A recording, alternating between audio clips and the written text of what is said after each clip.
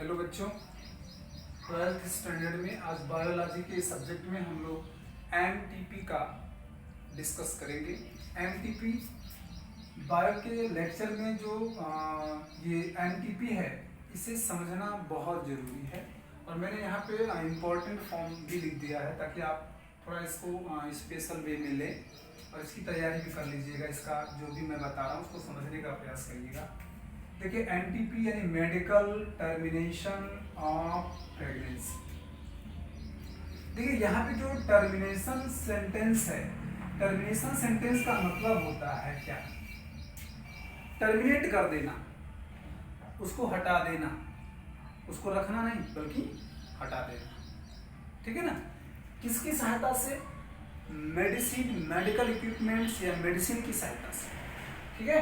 और कौन सा फैक्टर? प्रेगनेंसी को, यानी गर्भ में पल रहे फीटस में पल रहे इन्फेंट या ऑफस्प्रिंग को रिमूव्ड कर देना। इसका मीन्स यही होता है। ठीक है? अब आप समझ गए होंगे कि मेडिकल टर्मिनेशन ऑफ प्रेगनेंसी क्या है। देखिए, पूरे वर्ल्ड में लगभग 45 to 55 मिलियन यह जो वर्क होता है पर ईयर होता है। पर ईयर एमटीपी का जो है केस सामने आते हैं पर ईयर पूरे वर्ल्ड में। समझ रहे हैं? और एक चीज और यहाँ पे ये बहुत बड़ा फैक्टर है, ये बहुत बड़ा फैक्टर है रिड्यूस ऑफ पॉपुलेशन, यानी जनसंख्या को कम करना, जनसंख्या को नियंत्रित करना, उसके लिए ये बहुत बड़ा फैक्टर होता है।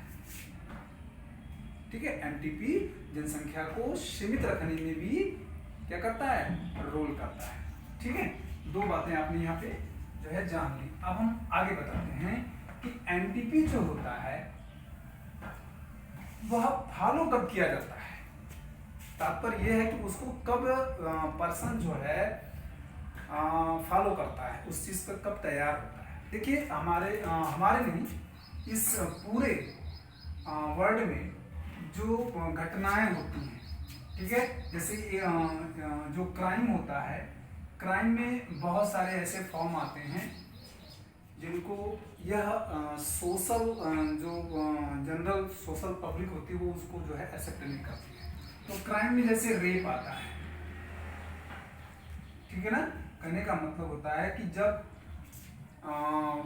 मेल पर्सन के थ्रू फोर्सफुली, ठीक है, किसी फीमेल पर्सन पे जो है इस प्रकार के जो है घटना को किया जाता है, तो उसके थ्रू यदि प्रेगनेंसी हो जाती है, ठीक है, तब इसको रिमूव करना एमटीपी के जरिए ही कर सकते हैं। ठीक है?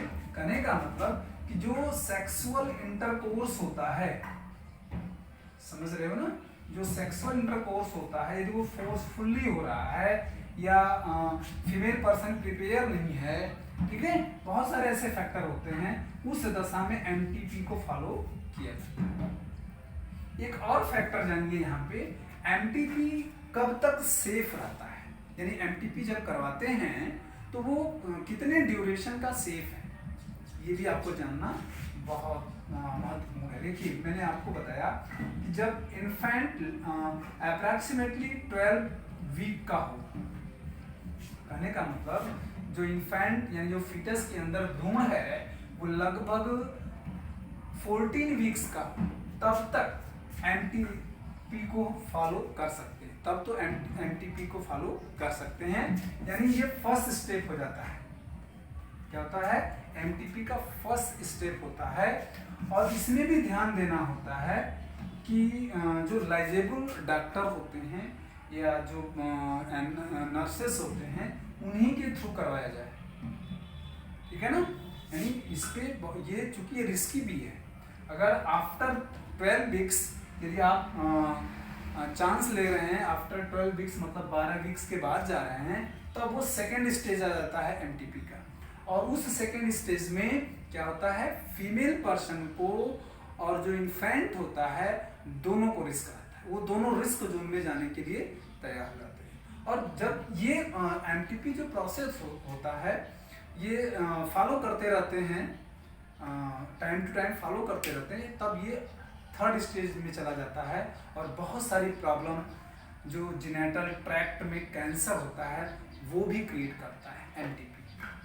तो एमटीपी लीगल और इलीगल, हालांकि बैन है इंडिया में, तो बैन है, फिर भी कुछ फार्मों में या कुछ कंडीशन में इसको जो है लीगल फॉर्म में जो है इशू कर दिया जाता है, लेकिन वैसे पूरी तरह से बैन है। समझ रहे हैं? तो कम सेंटेंस में एमटीपी को आप समझ लीजिए, ये एमटीपी का फैक्टर है। क्लियर?